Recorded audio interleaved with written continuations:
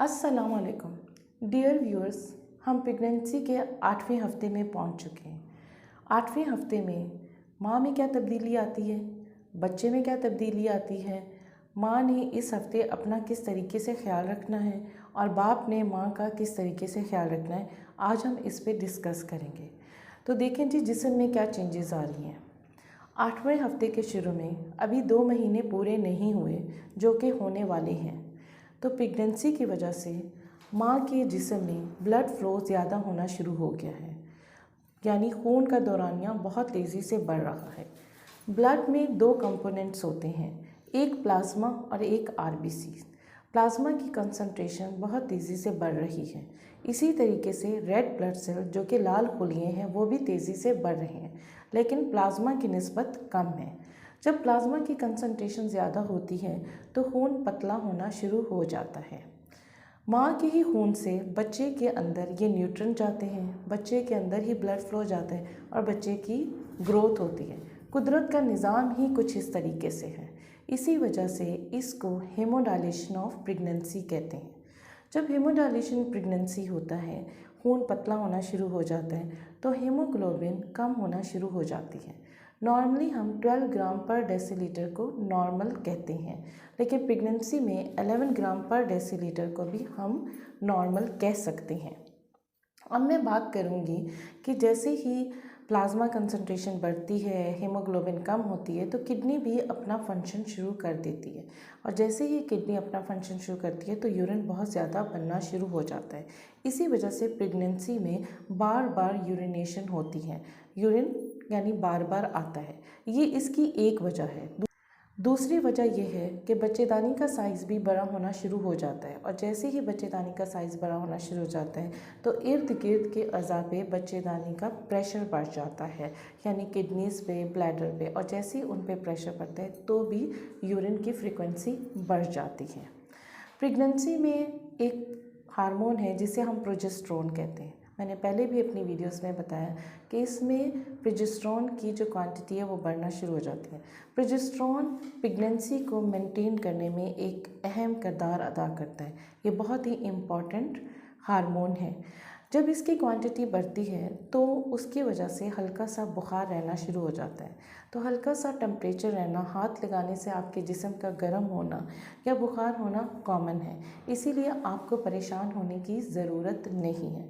बाज़ ख़वातीन इस चीज़ में बहुत कंफ्यूज रहती हैं कि जी हमें हल्का सा बुखार भी हो रहा है, यूरिन भी बहुत तेज़ी से आ रहा है, तो कहीं ऐसा तो नहीं है कि हमें यूटीआई हो गया हो, यानी यूरिनरी ट्रैक्ट इन्फेक्शन हो गया।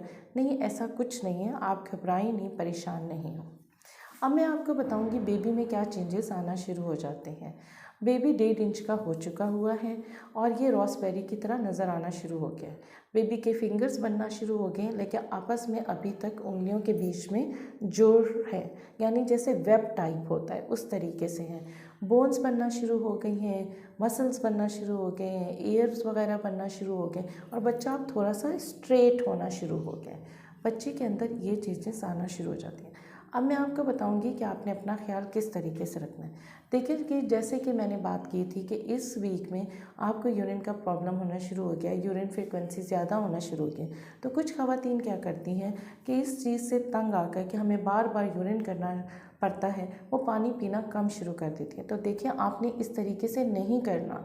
आपने पानी जो है ना अपना ज़्यादा ही पीना है ताकि आप हाइड्रेट रहें, ठीक है। ये एक कॉमन सिम्टम है जो कि ख़त्म हो जाएगा, इसीलिए आप ऐसा ना करें। हाँ, एक चीज़ का ज़रूर ख्याल रखें कि अगर आपको पेशाब जल के आना शुरू हो गया है या कतरों में आ रहा है या रुक रुक के आ रहा है, तो आपने फ़ौरन अपने डॉक्टर को दिखाना है। उसकी वजह ये है कि कहीं ऐसा ना हो कि ये यूरिनरी ट्रैक्ट इन्फेक्शन हो, यूटीआई हो, और आप इसको इग्नोर कर दें, क्योंकि यूटीआई बाज़ टाइम जब ये इन्फेक्शन ऊपर की तरफ जाता है तो बच्चेदानी और उसमें बच्चे को नुकसान पहुंचा सकता है। मैंने आपको जैसे पहले बताया था कि प्रोजेस्टेरोन की वजह से जो है ना आपको टेम्परेचर रहना शुरू हो गया है। तो जहाँ मैं आपको ये बताना शुरू हुई थी कि ये जी कॉमन सिम्टम है, वहाँ पे आपको एक चीज़ मैं ज़रूर बताना चाहूँगी, वो ये है कि अगर आपको बुखार होना शुरू हो गया है, आपके जिस्म में दर्द होना शुरू हो गया है, जोड़ों में दर्द होना शुरू हो गया है, आपके गले में दर्द होना शुरू हो गया है और साथ में आपको जिस्म पर रैशेस पड़ना शुरू हो गए, तो आपने वेट नहीं करना, आपने फ़ौरन ही डॉक्टर के पास जाना, क्योंकि ये एक वायरल इन्फेक्शन है। तो इसकी वजह से आपका बच्चा भी बहुत ख़तरे में है और ये उसके लिए भी ख़तरनाक है, क्योंकि ये टॉर्च इन्फेक्शन है और टॉर्च इन्फेक्शन की वजह से बच्चे की माँ के पेट में डेथ भी हो सकती है। तो आपने फ़ौरन इस चीज़ का ख्याल रखना है और एक चीज़ का ये ख्याल रखना है कि आपने खाना हाथ धो के खाना है। जब भी वॉशरूम जाएं या किसी चीज़ का इस्तेमाल करें तो आप अपने हैंड को वॉश करें और साथ में आपने जो वेजिटेबल्स हैं, फ्रूट्स हैं, उनको अच्छे तरीके से धो के खाना है। कच्चा गोश्त नहीं खाना, यानी अनकुक्ड जो कि कच्चा पका हुआ गोश्त होता है वो आपने नहीं इस्तेमाल करना है, ठीक है, ताकि आप इस इन्फेक्शन से बच सकें। और कोशिश करें कि अगर आपके घर में पालतू जानवर जैसे कि बिल्लियाँ होती हैं तो जो है ना आपने उनसे दूर रहना है, क्योंकि उनके अंदर एक टोक्सोप्लाज्मोसिस होता है जिसकी वजह से आपको ये इन्फेक्शन हो सकता है। अब ये है कि बाप ने किस तरीके से आपका ख्याल रखना है। जैसा कि मैंने आपको ये बताया था कि जी उनको यूरिन का प्रॉब्लम होना शुरू हो गया है और वो पानी कम पीना शुरू हो गया, तो आपने इनकरेज करना है कि वो जी पानी ज़्यादा से ज़्यादा पिएँ, ठीक है, और इंश्योर करना है कि वो पी रही हैं। ये हो सकता है कि वो रात के टाइम ना पिएँ और दिन के टाइम पूरा दिन जो है ना रहें, ताकि वो हाइड्रेट रह सकें। दूसरा आपने इम्पॉर्टेंट काम ये करना है कि अगर आपके घर में पालतू बिल्लियाँ हैं तो उसका हर काम आपने खुद करना है, अपनी मिसेस को उस चीज़ से दूर रखें, क्योंकि अगर आपने ऐसा ना किया तो उनको एक प्रॉब्लम टोक्सोप्लाज्मोसिस हो सकता है और टॉर्च इन्फेक्शन में वो मुब्तला हो सकती हैं। और आपने इस चीज़ का ख्याल रखते हुए घर की भी सफाई का ख्याल रखना है। उम्मीद है कि आपको ये वीडियो पसंद आई होगी। नेक्स्ट वीडियो के लिए इंतज़ार करें।